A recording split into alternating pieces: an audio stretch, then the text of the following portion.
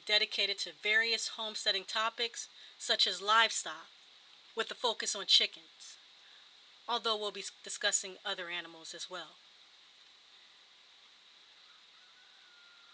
We'll be discussing how the chickens are raised, maintained, processed, and there are other benefits to us here on the homestead.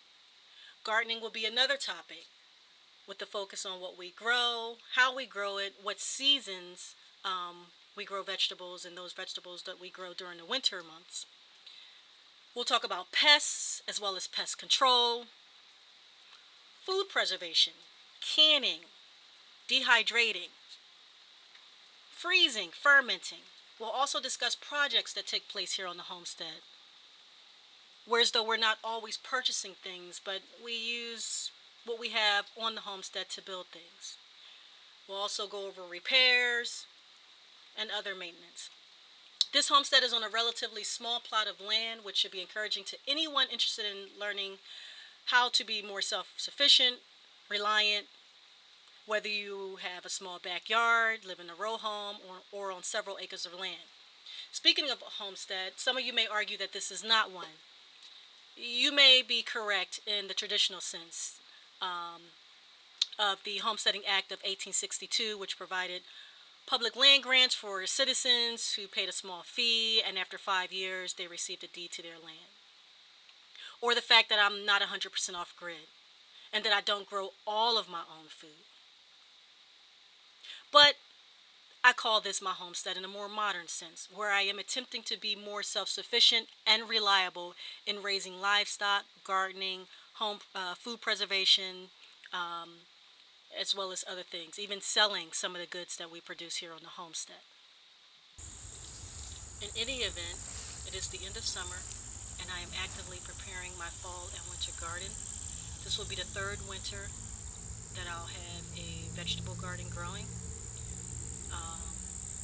I will be growing various lettuce in the 3 beds outside of the greenhouse. The zone that I'm in is 6B, and we do get snow, and it's also windy in this area.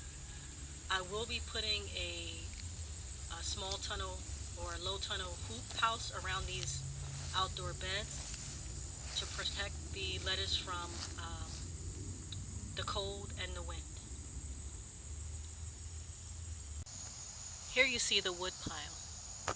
I do not have the dimensions, so I am not sure if it's a full cord or face cord, but there is more seasoned wood waiting to be chopped or chainsawed. There is no wood splitter here, although it may be nice to have one in the future.